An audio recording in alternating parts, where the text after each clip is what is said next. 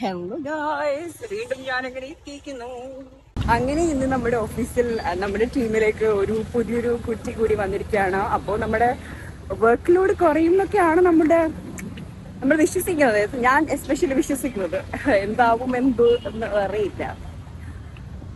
And the next thing എന്ന് പറഞ്ഞു കഴിഞ്ഞാൽ, നമുക്ക് ഇന്ന് എലക്ഷൻ റിസൾട്ട് ആണല്ലോ.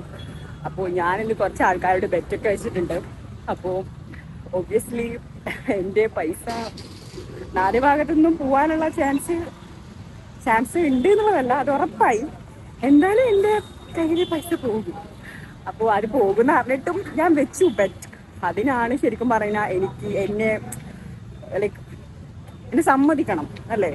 സത്യം പറഞ്ഞാൽ ആര് ജയിക്കുമെന്ന് ഓൾറെഡി എനിക്ക് അറിയായിരുന്നു. എന്നിട്ടും ഞാൻ അവർ ജയിക്കില്ല എന്ന് പറഞ്ഞ് ബെറ്റ് വെക്കണമെങ്കിൽ അതിനെനിക്കൊരു ഗട്ട്സ് വേണം അല്ലേ.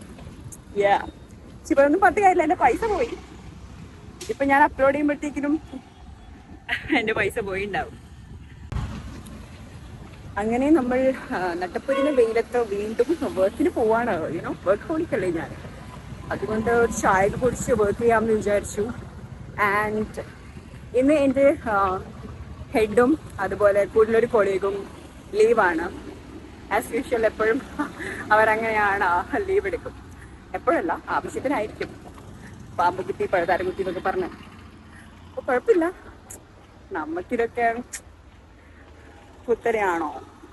അപ്പൊ കുഴപ്പമൊന്നുമില്ല. നമ്മളിപ്പോ വർക്കിന് കയറാണ്. അപ്പോ കുറച്ചധികം വർക്ക്സ് ഉണ്ട്.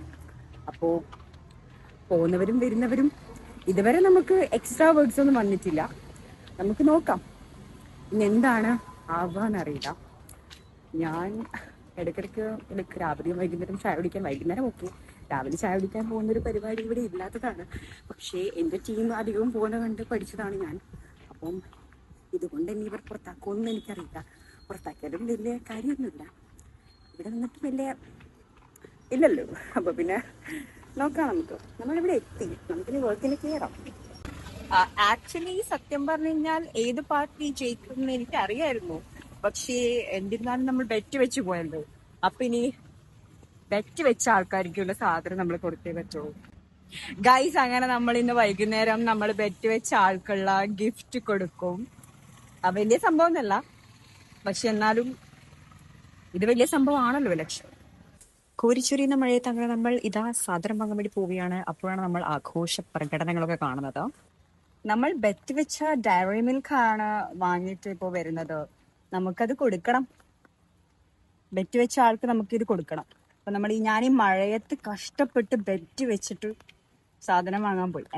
ബെറ്റ് വെച്ച് സാധനം വാങ്ങാൻ പോയി. അപ്പൊ നമുക്ക് കൊടുക്കാം നമ്മളുടെ ഡയറി മിൽക്ക്. അങ്ങനെ നമ്മൾ ബെറ്റ് വെച്ച ആൾക്ക് ഇത് കൊടുക്കാൻ വേണ്ടി പോവുകയാണ്. ഇതാണ് ബെറ്റ് വെച്ച ആൾ. നമ്മളങ്ങനെ മിഠായി കൊടുത്തു.